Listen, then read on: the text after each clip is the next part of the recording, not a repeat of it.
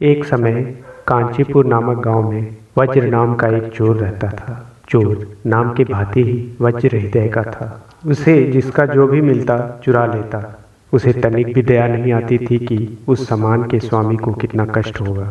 वह चुराए हुए धन को सिपाहियों के भय से जंगल में जमीन के अंदर छुपा देता था। एक रात वीरदत्त नाम के लकड़हारे ने यह घटना देख ली और चोर के जाने के पश्चात जमीन खोदकर उसके चुराए हुए धन का 10वां हिस्सा निकाल लिया और गड्ढे को पहले के ही भांति ढक दिया। लकड़हारा इतनी चालाकी से सामान निकालता कि चोर को इस चोरी का पता ही नहीं चल पाता था। एक दिन लकड़हारा अपनी पत्नी को धन देते हुए बोला कि तुम रोज धन मांगा करती थी, लो आज पर्याप्त धन इकट्ठा हो गया है। उसकी पत्नी ने कहा, जो धन अपने परिश्रम से उपार्जित ना किया गया हो वह अस्थायी नहीं होता, इसलिए इस धन को जनता की भलाई में लगा दीजिए। वीरदत्त को भी यह बात जच गई, इसलिए उसने इस धन से एक बड़ा सा तालाब खुदवाया जिसका पानी कभी भी नहीं सूखता था।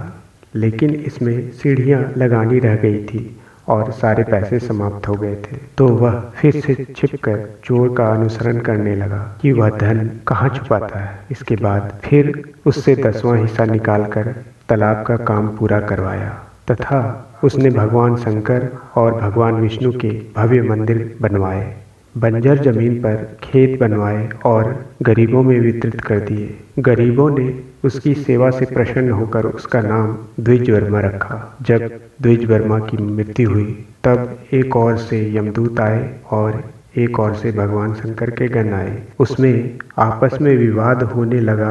इसी बीच वहां नारद जी पधारे। नारद जी ने उनको समझाया, आप विवाद ना करें। इस लकड़हारे ने चोरी के धन से परोपकार के कर्मों को कराया है, इसलिए जब तक यह कुमार्ग से अर्जित धन का प्रायश्चित नहीं कर लेता तब तक वायु रूप में अंतरिक्ष में विचरण करता रहेगा। नारद जी की बात सुनकर सभी दूत वापस लौट गए तथा द्विजवर्मा 12 वर्ष तक प्रेत बनकर घूमता रहा।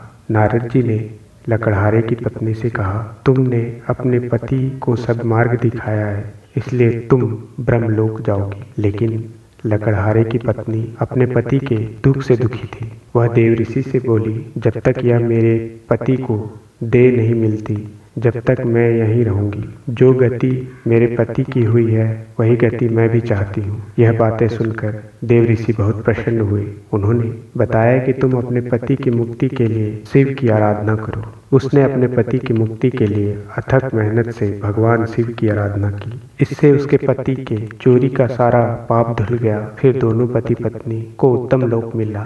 इस पौराणिक कथा का निष्कर्ष यही है कि कोई भला काम करने का अच्छा फल जरूर मिलता है, लेकिन कोई भला काम करने के लिए कभी किसी गलत काम का सहारा नहीं लेना चाहिए, अन्यथा उस गलत काम का दंड भी जिंदा रहते या मरने के बाद भी जरूर भुगतना पड़ता है। तो दोस्तों, अगर ये कहानी आपको पसंद आई हो तो इसे लाइक करें, शेयर करें और सब्सक्राइब करें।